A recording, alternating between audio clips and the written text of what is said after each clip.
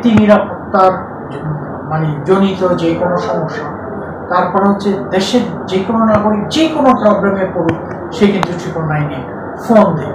সেটি আপনার হতে পারে সাধারণ অ্যাক্সিডেন্ট, হতে পারে আপনার নারী নির্যাতন, হতে পারে ডোমেস্টিক ভায়োলেন্স, হতে পারে আপনার ধরেন একটা কথা যে রাস্তাঘাটে যে কোনো আনওয়ান্টেড অপ্রীতিকর যে কোনো ঘটনা, যে কোনো ঘটনাতে যখনই তার মনে হয় যে আমার 999-এর সার্ভিসটা দরকার, পুড়িয়ে দিতে পারে, অথবা আমি আমার বাড়িতে নিরাপদ না, আমি অন্য জায়গায় চলে আসছি, হ্যাঁ, এই অবস্থা আমার কি করণীয়।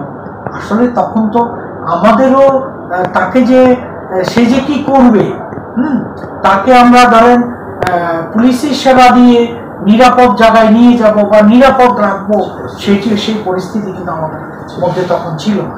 এটি কিন্তু উত্তরণ হয়েছে এবং উত্তরণ হয়ে কিন্তু এখন কিন্তু পরিস্থিতি স্বাভাবিকের দিকে যাচ্ছে বলে কিন্তু গতকাল থেকে আমরা কিন্তু আমাদের সার্ভিসটা পুরো মাত্রায় আমরা শুরু করতে 5 তারিখ রাত 8:15 পর থেকে 11 তারিখ মানে 10 তারিখ পর্যন্ত এই সময়টাতে সেবা 999 বন্ধ ছিল না, কিন্তু সীমিত আকারে চালু ছিল।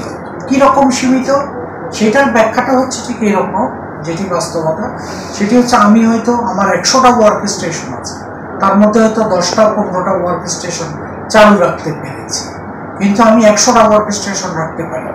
আবার আমার সার্ভিসটা থানা লেভেলে, ফিল্ড লেভেলে যারা দেয় তারাও কিন্তু নাই, তাহলে আমি এত ওয়ার্ক স্টেশন চালু রেখে কি করব?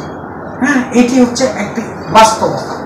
পাশাপাশি আমার ধরেন অনেক সদস্য, বিশেষ করে আমার কনস্টেবল, সাব ইন্সপেক্টর, এএসআই, তারা নিরাপত্তাহীনতার কারণে নিজেদেরকে আপনার একটু নিরাপদ জায়গায় নিয়ে গেছে, তো তাদেরকেও কিন্তু আমি তখন পাইনি। এখন সবাই আসছে দেখে কিন্তু আমি গতকালকে থেকে আমরা পূর্ণমাত্রায় সেটি সার্ভিসটা এনশিওর করতে হবে।